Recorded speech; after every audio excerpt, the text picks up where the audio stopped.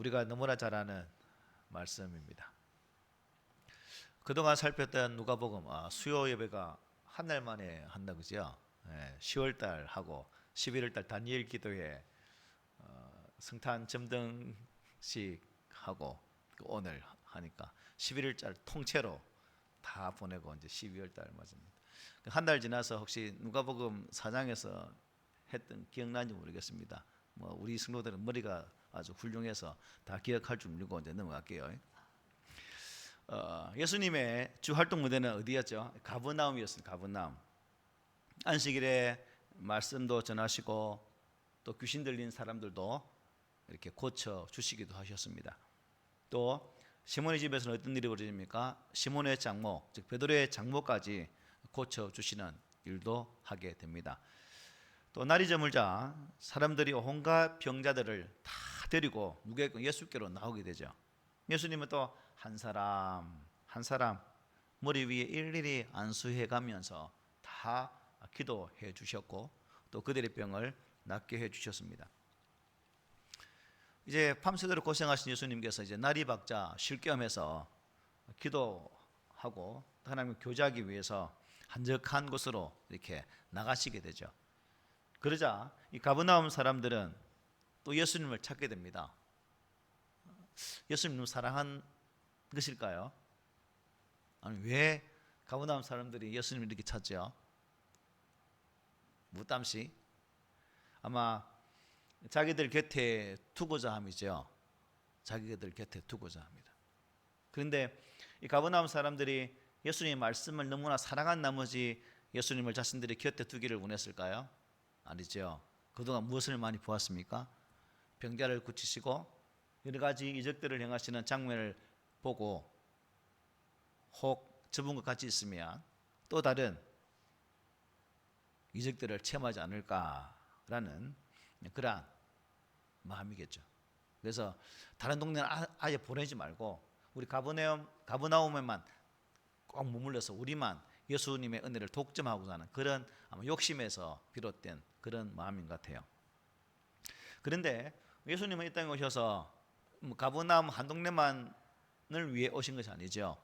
온 동네에 두루다니시면서 하나님의 복음의 말씀을 전파하기 위해 오셨다라고 사장에서 이미 말씀하셨어요. 예수님은 자신이 오신 목적을 분명하게 선포하셨습니다. 단순히 육체의 병을 치유하는 것이 아니라 하나님 나라의 복음을 전하기 위함이다라고 오신 목적을 분명하게 선포하셨어요. 더군다나 특정 동네에 매여 있을 수도 없죠.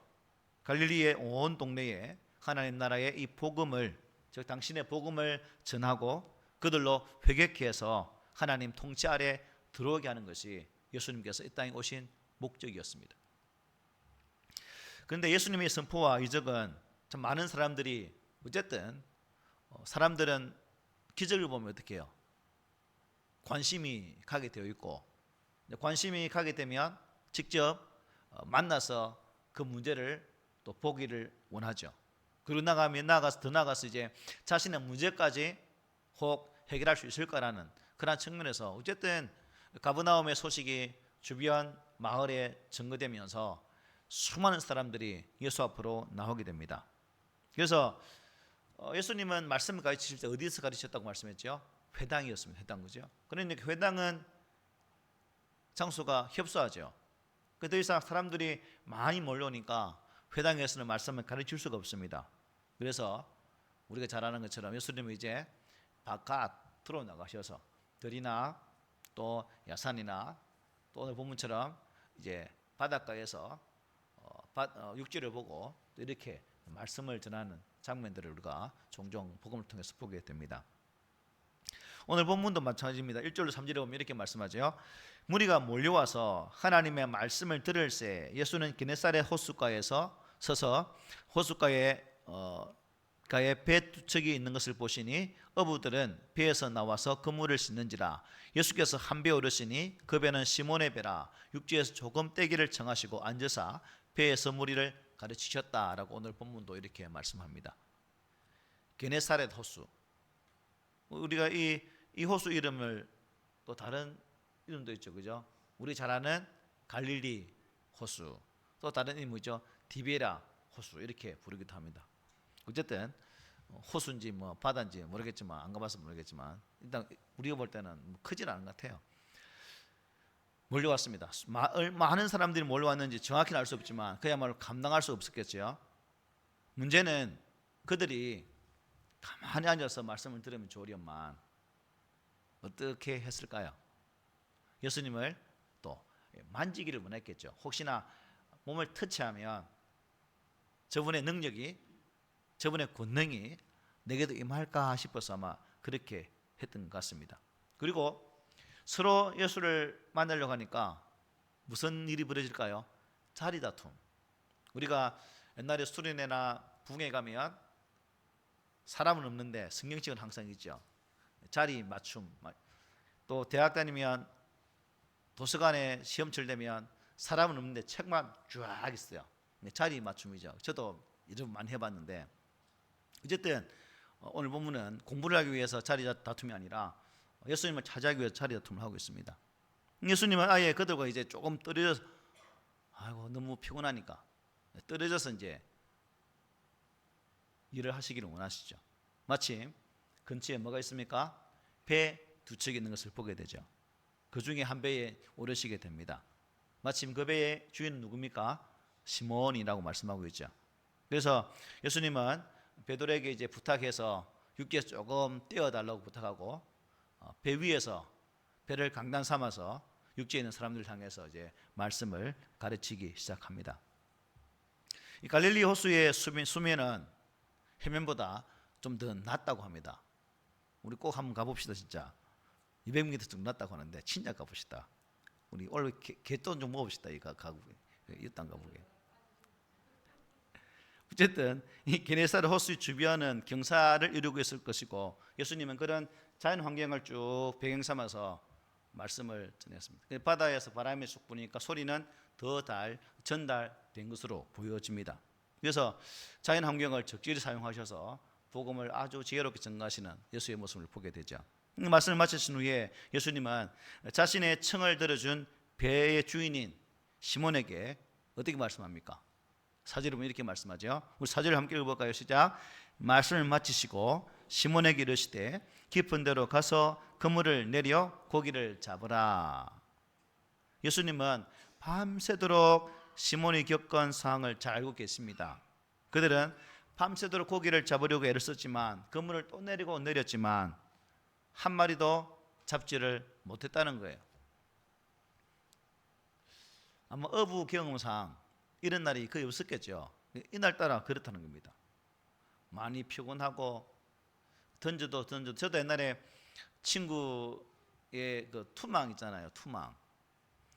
투망을 던지면 허리가 많이 아프거든요. 근데 빌려서 한두 번 던져도 못 던지겠더라고요. 그런데 지금 이 베드로 친구들은 밤새도록 그물을 내렸다 올렸다 했지 않겠습니까? 얼마나 피곤하겠습니까? 그래서 빈 그물을 씻고 정리하고 있는데 예수님께서 오셔서 배에 타시더니 또 배를 공짜로 태워준 그 보답을 한다고 베드로에게 좀 더 깊은 데로 가자라고 말합니다. 그리고 그물을 내려라고 말씀하시죠. 우리 잘 알고 있잖아요. 그죠? 이런 주님 말씀은 참 여러분 생각해 보십시오.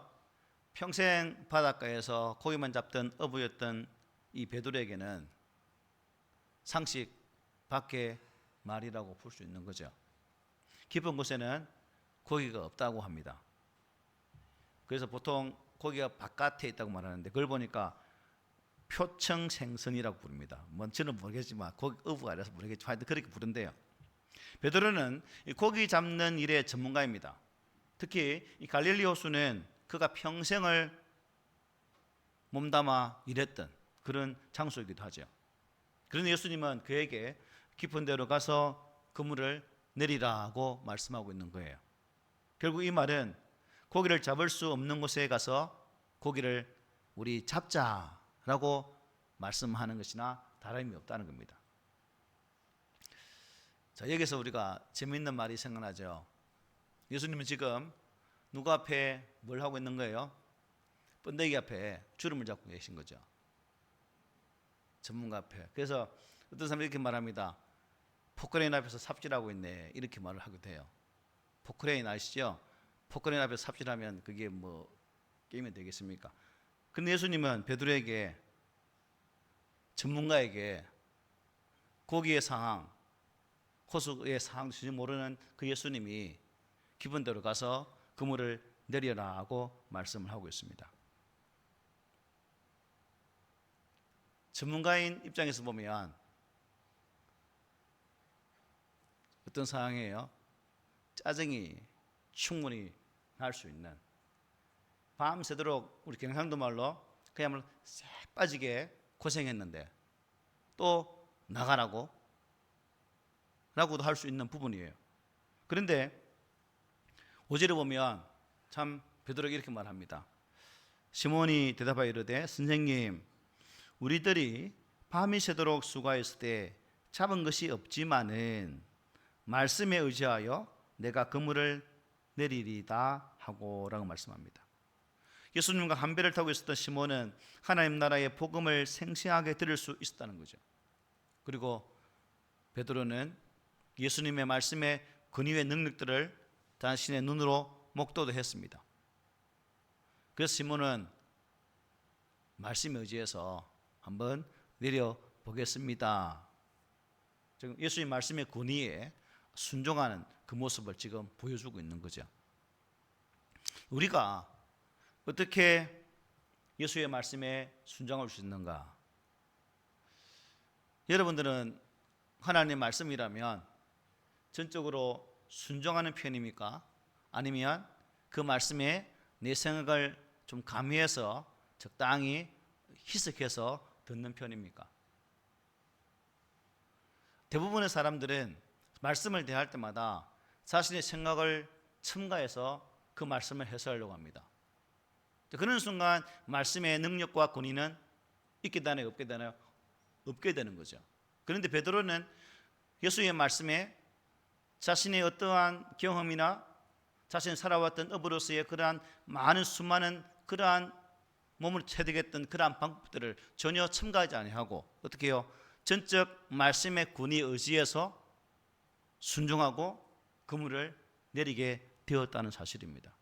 그러므로 우리가 여기서 깨닫게 되는 것은 나 역시, 우리 역시 하나님의 권위가, 하나님의 능력이 나타나는 삶을 살기 위해서는 나의 생각을 접고자 하는, 내가 생각하고 있는 그러한 많은 방법들을 내려두고 말씀만 온전히 듣고 순종할 수 있는 그러한 자세가 중요하다는 것을 깨닫게 됩니다.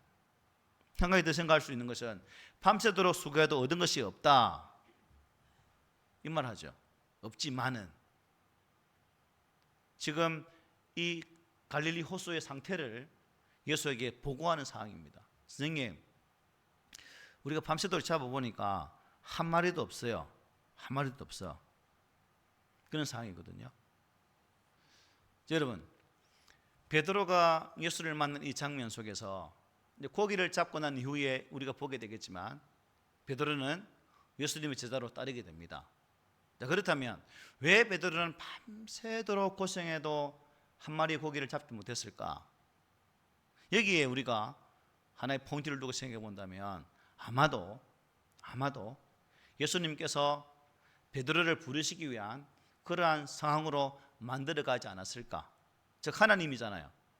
만물을 주관하시는 하나님이십니다. 그러니까 배에 오르신 예수님께서는 그 상황, 베드로를 부르시기 위해 밤새도록 고기 잡는 그에게 한 마리도 잡지 못하도록 섭리하셨다고도 볼 수 있다는 거죠. 이후 장면에 고기가 잡히잖아요.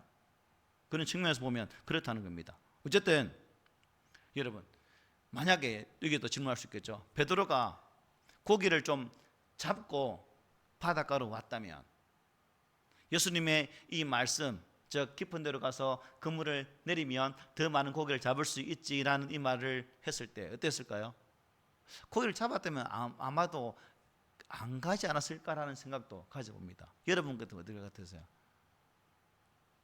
고기를 배에 적당히 채웠어요.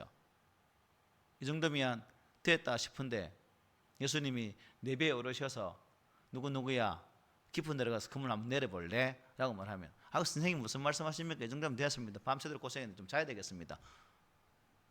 그런 상황인데 그렇지 않다는 거죠. 우리의 상황과 베드로의 상황이, 즉 베드로가 예수를 만난 반응이 사뭇 다르다는 것입니다.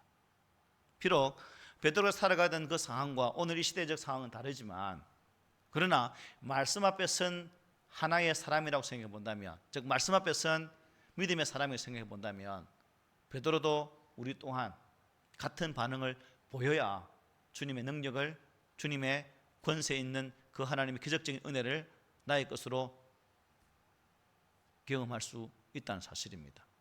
오늘날 또 우리가 살아가면서 이런 하나님의 능력의 말씀을 경험하지 못하는 이유가 무엇일까? 그것은 전적인 순종의 자세가 우리에게 없다 하는 것이겠죠. 나에게 말씀에 대한 전적 신뢰가 없기 때문에 그러한 기적들을 체험하지 못할 수도 있다는 겁니다. 그렇다면 우리는 왜 순종하지 못하는 것일까? 왜 그럴까요?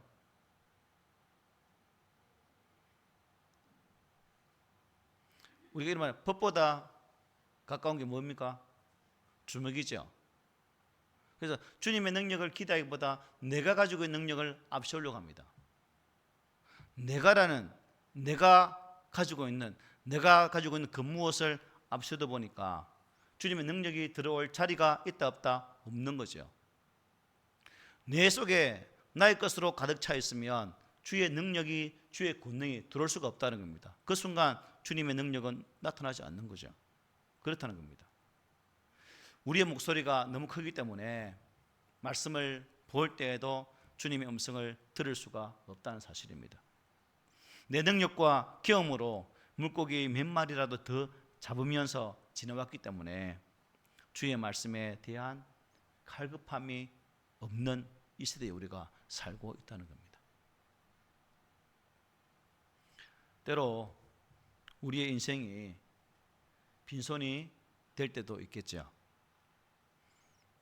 그때는 어떻게 해놓을까요? 원망하겠죠. 하나님, 그래도 내가 하나님을 이렇게 믿었는데 지금 내 모양이 왜 이렇습니까? 라고도 탄식할 수도 있을 것입니다. 때문에 우리는 내가 주의 말씀을 듣고 주의 말씀 앞에 섰을 때 그 말씀에 순종하고 그 기회를, 예수의 권능을 얻을 수 있는 기회로 삼는다면 우리의 삶에는 이러한 후회되는 삶이 없을 겁니다. 그러므로 하나님 말씀을 대할 때마다 여러분이 직접 성경 말씀을 읽고 그 말씀 속에 성령께서 깨달음 주실 때마다 아멘으로 순종해서 그 말씀 앞에 설 수 있는 그러한 우리 모두가 되시기를 소망합니다. 자, 말씀에 순종해서 기쁜 곳에 가서 건물을 내리는데 우리가 잘 아는 말씀이 등장하죠. 6절 7절 함께 봅시다. 시작.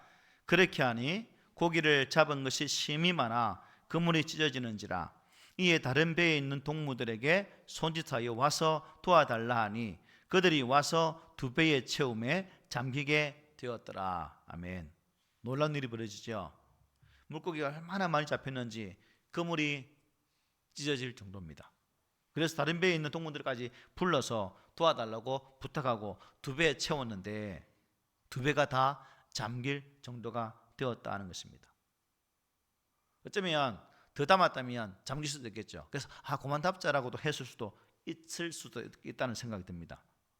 밤새도록 그물을 내려서 피라미 한 마리 못 잡았는데 주의 말씀에 순종하여서 그물을 깊은 곳에 내리더니 배가 가라앉을 정도의 많은 물고기를 잡게 되어지는 이러한 기적의 은혜가 임하게 되었습니다. 말씀에 의지하여 그물을 내린 결과입니다.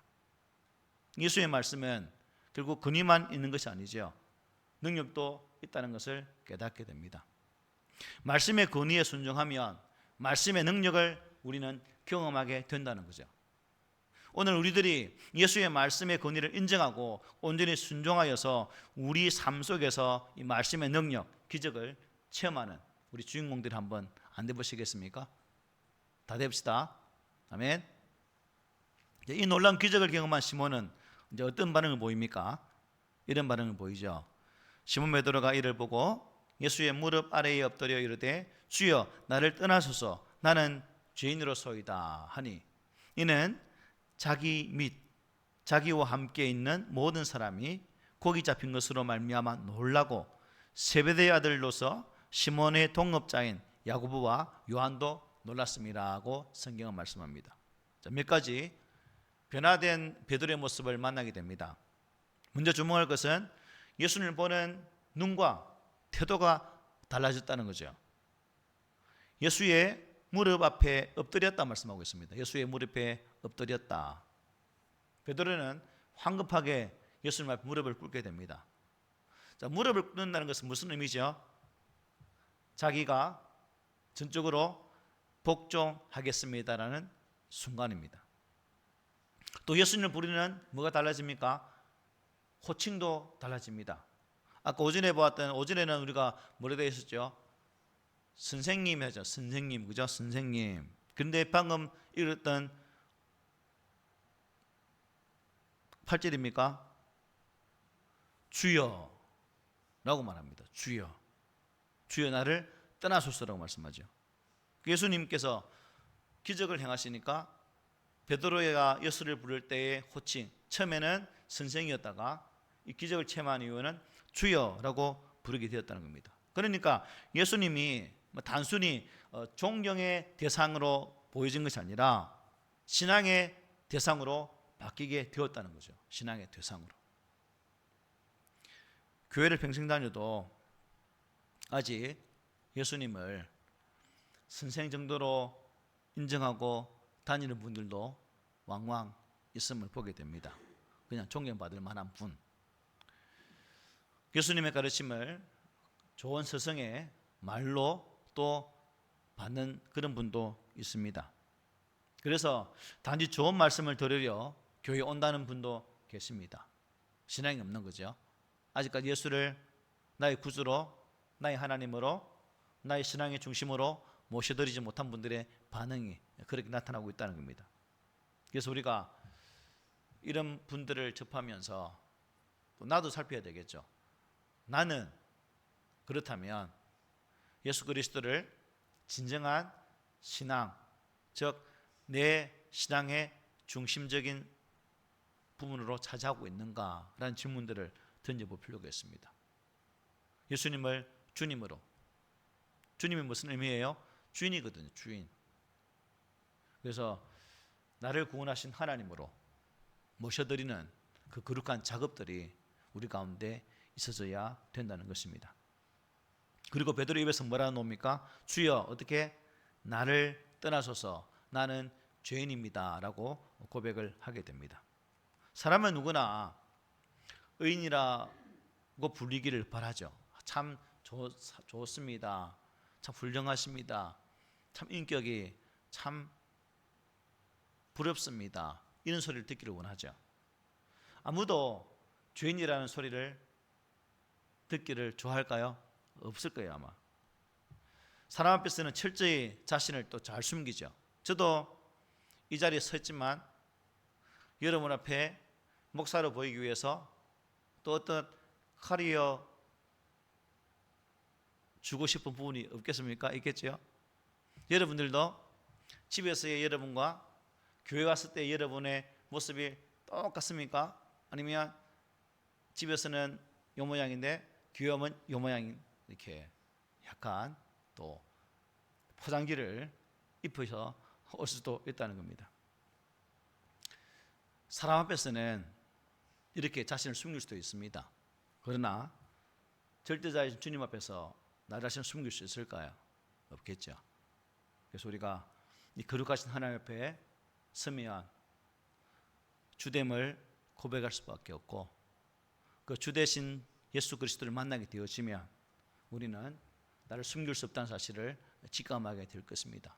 그러므로 하나님 앞에서는 그야말로 완전히 벗겨진 존재로서 서고 그 벗겨진 존재로서 하나님을 바라볼 수 있는 그런 신앙으로 우리가 살아갔으면 좋겠습니다. 그래서 좀 우리가 가식 없는 신앙, 좀 하나님께서 기뻐하실 그런 참된 신앙인으로 살아갈 수 있는 그런 우리가 되었으면 좋겠습니다. 이사야 6장에 보면 선지자가 이사야가 하나님의 영광을 체험한 장면이 나오죠. 우리 잘 아는 장면이 5절에 있습니다. 쭉 넘어가서 5절만 같이 한번 읽겠습니다. 시작.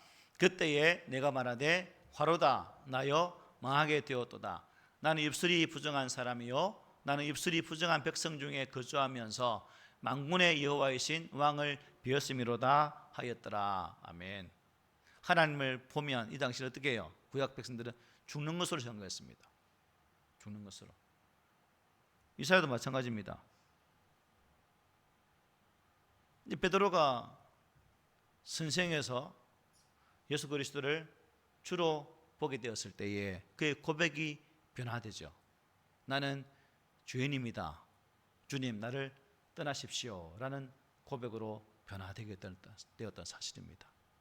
이 기적을 보고 베드로는 예수 그리스도가 만군의 하나님인 것을 깨닫게 되었다는 그런 사실이죠.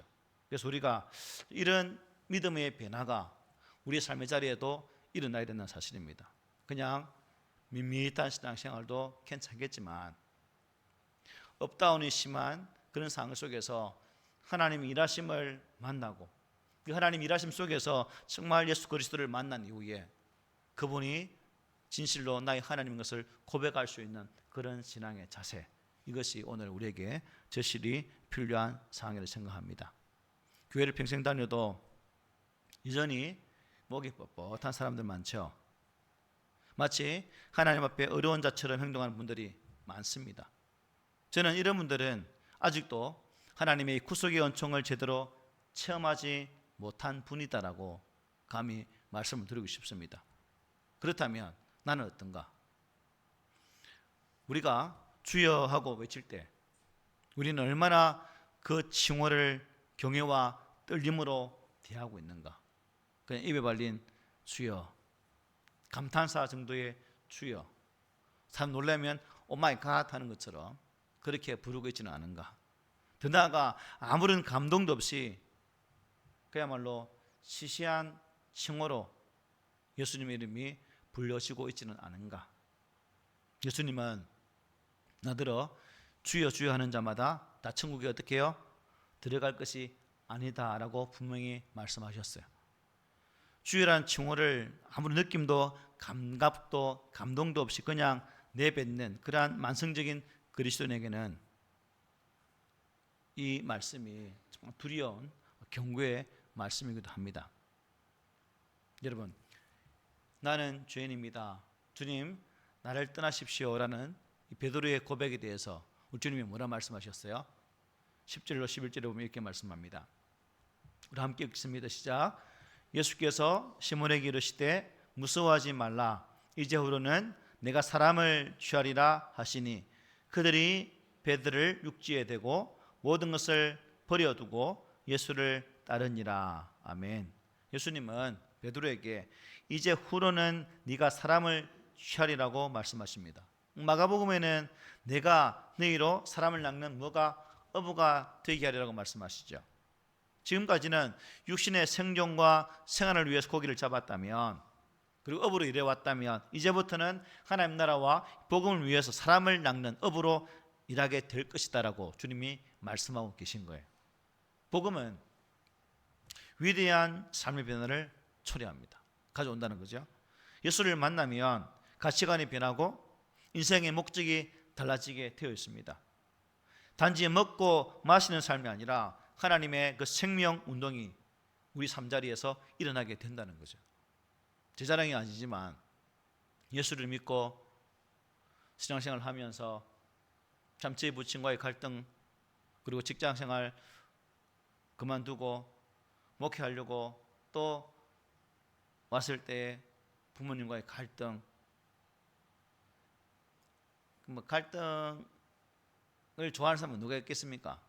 그냥 아버지 말씀 듣고 그냥 아버지 곁에서 아버지가 시키시는 일을 했으면 뭐 이렇게 살아갈 수도 있겠지만, 제 인생에서 예수를 만난 이후에 어떻게 사는 것이 하나님께서 기뻐하실 삶일까라고 스스로 결론 내렸을 때에 나의 삶은 이 길을 가는 것이다는 결론이 섰기 때문에 우리 아버지의 그 엄청난 반대, 세 아들 중에서 그나마 기대를 가지고 있었던 아들이 목회한다는 그 사실 앞에 그야말로 마음이 확 무너졌던 우리 아버지, 또 아버지 제가 갈 길이 이 길이 아닙니까? 아버지 이해해 주십시오 라고 했을 때 참 펑펑 우셨던 우리 아버지, 지금 생각하면 가슴이 아프죠. 하지만 내가 가야 할 길이 이 길이기 때문에, 주님께 내게 주신 사명이 이 길이기 때문에 지금도 이 길을 가고 있다는 사실입니다. 복음의 은혜가 우리를 변화시키는 것이고, 진주를 발견한 그 밭을 사는 사람, 그죠? 부활을 발견하고 그 밭, 자기 집에 있는 모든 것을 다 팔아서 그 밭을 사는 진주를 발견한 사람처럼, 우리가 복음이 예수 그리스도가 진정 내 인생에 있어서 진정한 진주라면, 부활하면, 예수가 진정한 내 삶의 복음이라면 우리 또한 그 예수를 향해서 이러한 삶의 변화를 가져와야 되지 않을까라는 생각을 가져봅니다. 여러분 인생에서 가장 중요한 발견은 무엇인 것 같습니까? 내 인생을 살아오면서 나는 이것이 내 인생의 가장 중요한 발견이다 라고 생각하는 게 있습니까? 그리고 여러분이 현재 가지고 있는 가장 최고의 가치를 지닌 보석은 여러분 무엇이라고 생각합니까? 바라기는 이 땅에 금은, 보화, 다이아몬드도 있지만 우리 예수님이 우리 인생 최고의 가치, 보배가 되기를 소망합니다. 우리들이 이 시몬과 같이 참 이 시대의 부름을 받은 주님의 제자가 되어서 하나님 나라의 이 복음을 전파하는 그러한 주님의 자녀, 또 자녀로서의 사명을 감당하는 그런 신실한 성도들이 되시지 않겠습니까? 우리 함께 힘들지만, 신앙생활을 지키기 어렵지만, 예배드리기도 힘든 시대에 살고 있지만, 우리에게 주어진 구원의 생명의 가치 있는 것으로 여기는 분들이라면, 예수 그리스도가 나의 인생에서 가장 가치 있고 나의 부활이라고 생각하는 분이라면 내게 맡겨진 사명 충실히 감당해서 우리 아버지의 마음을 정말 기쁘시게 드릴 수 있는 그런 신실한 성도가 되시기를 오늘 말씀으로 부탁을 드립니다. 아멘.